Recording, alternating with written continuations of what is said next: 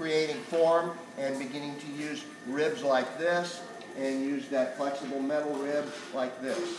So those are the tools that you need to add in for this. So I'm pulling it up into a tall cone and back down. Oh, I've got a little more clay here.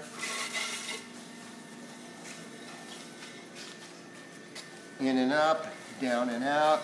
So for a cup, we want to center it a little taller and narrower.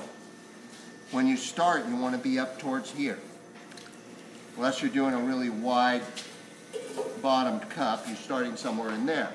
Same thing about dropping the hole.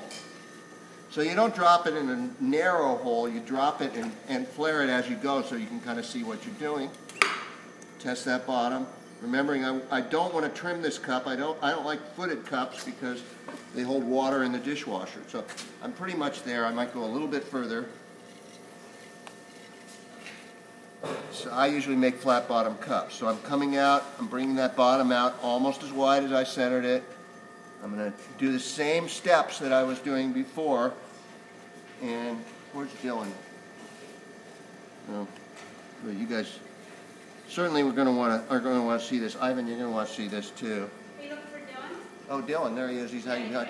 Dylan, come over here. Let me show you the cup idea.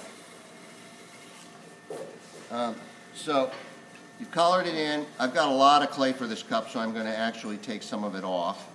It's a little big. The main thing about cups to pay attention on is that you want to make them a lot bigger than you think you should, because they shrink like crazy. For some reason, cups seem to shrink more than anything else. So you think you've made yourself a big cup, and you haven't. The main thing about it, though, is that the volume of that cup is very important to anybody who uses it, right? If you have a cup that's really small, chances are it's going to sit in the cupboard for a long time, even if it's a beautiful cup, just because people don't want to drink 4 ounces of liquid. You know, maybe they want to drink 16 ounces of liquid, and so that how much that cup holds become important. So the first pull is going in. My second pull, I'm pressing in. So I'm starting that cup a little bit taller.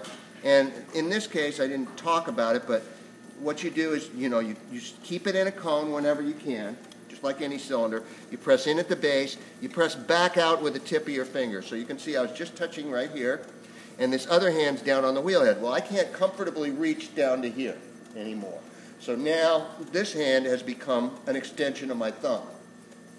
It's obviously easy to gauge your thickness with one hand, but when you get to 2, it's a little harder. So you need to be an extension of your thumb there. I'll get right over the top and lean out a little bit so I can see my thing. I'm pressing out above it, so I don't have to press much between the hands.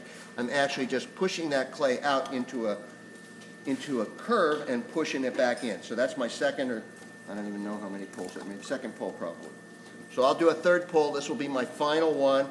With this kind of clay, stoneware clay, I don't want to go too thin. You don't want to go 1/8 of an inch thick. It may show that you can throw it pretty well, but it's going to be fragile. You want something that'll last through the sink with dishes piled on top of it. So I'm going to press in a little bit further. I'm going to press back out again. So this inside hand is above, and I'm going to go halfway on this pull and cut it up so you can see the relationship of those fingers. Now this finger starts here and it gradually comes around to the front of you, so you almost lift. So you can see the relationship once I cut this one up, and you see how much I'm thinning it on my last pull. So here we have this. You can see the thinning is very little, right? That's the biggest mistake people make, is that they try to pull it too much on an early pull, and you thin it out way down here, and it has weight over the top of it, and it doesn't really thin out. So you can see that just pushing that clay out, though, thins it just a little bit, and in thinning it a little bit, you know, you're able to gradually thin it out without things starting to wobble. Okay? So this last one will be the one that will be a cut. Don't need to take that part off. And I got more clay than I need. I started with a little big of a ball of clay.